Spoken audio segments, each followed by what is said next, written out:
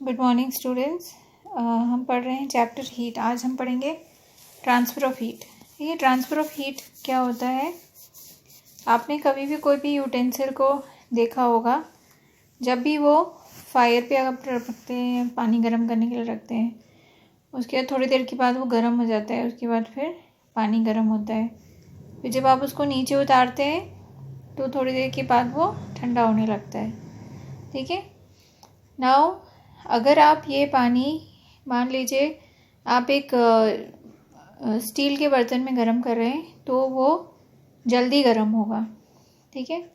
और अगर आप किसी प्लास्टिक में गर्म कर रहे हैं अगर, तो उसमें क्या होगा, हीट पे अगर रखेंगे तो वो प्लास्टिक मेल्ट हो जाएगा।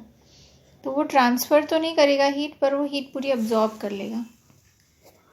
नाउ आप एक एक्टिविटी दी है यहाँ पे, एक रॉड लीजिए, यहाँ पे देखिए, इसमें इक्वल डिस्टेंस पे यहाँ पे क्या करिए आप, दो ईंटों के बीच में एक रॉड को रख दीजिए। यहाँ पे वैक्स का छोटा छोटा टुकड़ा इसके ऊपर भी लगा सकते हैं और यहाँ से एक कैंडल जलाना चालू करिए।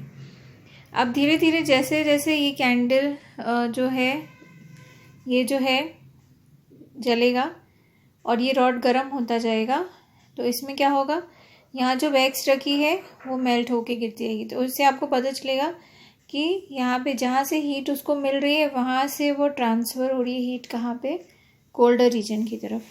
ठीक है। Now this is called as conduction. The process by which heat is transfer from hotter end to the colder end of an object is called conduction. तो इसको बोला जाता है कंडक्शन। मतलब हीट ट्रांसफ़र हो रही है कहाँ से, हॉट रीजन से कोल्ड रीजन की तरफ। ओके।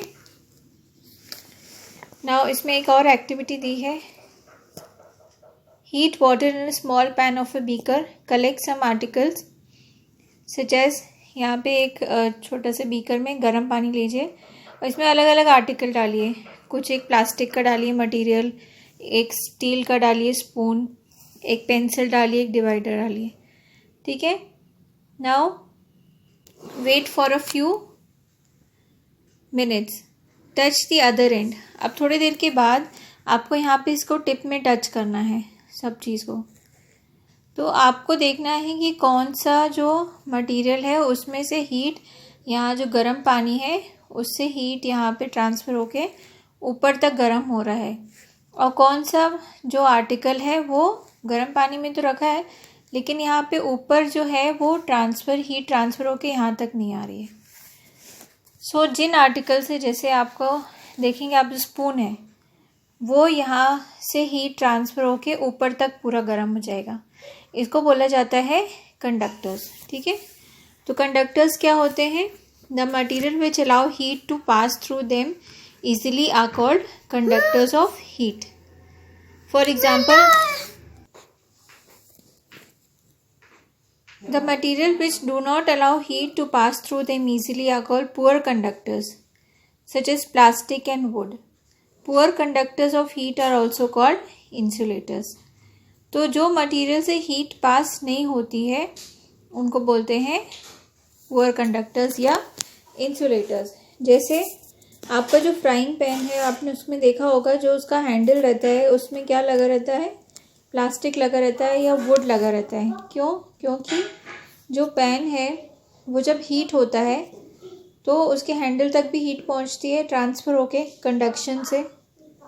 तो आप जब उसको पकड़ेंगे पैन को तो आपको गर्म लग सकता है, इसीलिए उसमें वुड या तो प्लास्टिक की कोटिंग रहती है।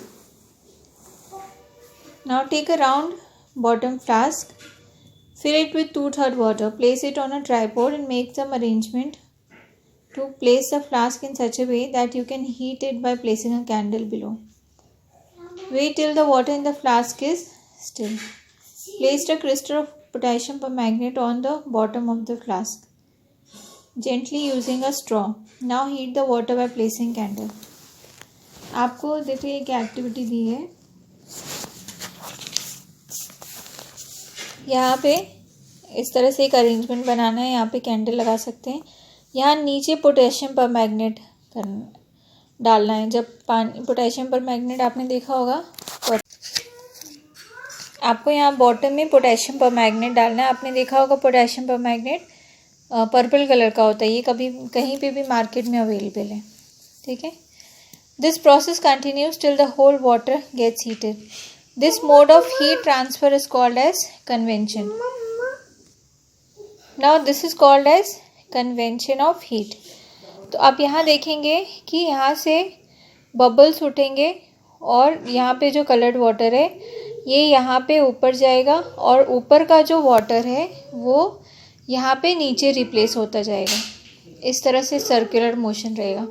तो क्या होगा, जो नीचे जो मॉलिक्यूल्स गर्म हो रहे हैं वो हीट होके ऊपर की तरफ जाएंगे और उनकी प्लेस कौन ले लेगा, यहाँ जो ऊपर ठंडे मॉलिक्यूल्स थे पानी के वो यहाँ नीचे आ जाएंगे। तो इस तरह से ऐसे रोटेट होता रहेगा और जितना पानी है पूरा हीट हो जाएगा। तो ये जो प्रोसेस होती है सर्कुलर मोशन होता है, इसको बोलते हैं कन्वेंशन। ओके, नाउ सिमिलर जो कॉन्सेप्ट है वो लैंड ब्रीज और सी ब्रीज में यूज़ होता है। अगर आपने देखा होगा कि the people living in the coastal area experience an interesting phenomena. During the day the land gets heated faster than the water. The air over the land becomes hotter and rises up, and cooler air from the sea rushes towards the land. ठीक है? So the warmth from the land moves towards the sea and completes the cycle. This is called as a sea breeze. और इसी का opposite phenomena होता है land breeze में. At night it is exactly reverse. The water cools down more slowly than the land. So the cool wind from the land move towards the sea. This is called as land breeze. ठीक है, तो यहाँ आपने देखा होगा कि जो coastal areas में रहते हैं उनके लिए है ये कि दिन के समय when the sun is there, जो लैंड है वो जल्दी हीट हो जाता है और लैंड में जो एयर है वो ऊपर की तरफ हीट होके ऊपर की तरफ जाएगी। तो अब यहाँ पे जो वैक्यूम बना उसको फिल करने के लिए यहाँ से जो सी की हवा है वो इस तरफ आएगी, इसको बोलते हैं सी ब्रीज। ठीक है, तो ये हॉट है और ये कोल्ड। और नाइट में क्या होता है, जो पानी होता है वो इसके जो ऑपोजिट रिवर्स यहाँ पे साइकिल होती है। तो यहाँ से लैंड की जो ब्रीज होती है वो जल्दी यहाँ पे कूल हो जाती है और पानी जो है वो देर से कूल होता है। तो यहाँ का जो ब्रीज़ है वो इसका रिप्लेस करने के लिए इस तरफ जाती है, तो इसको बोलते हैं सी ब्रीज़।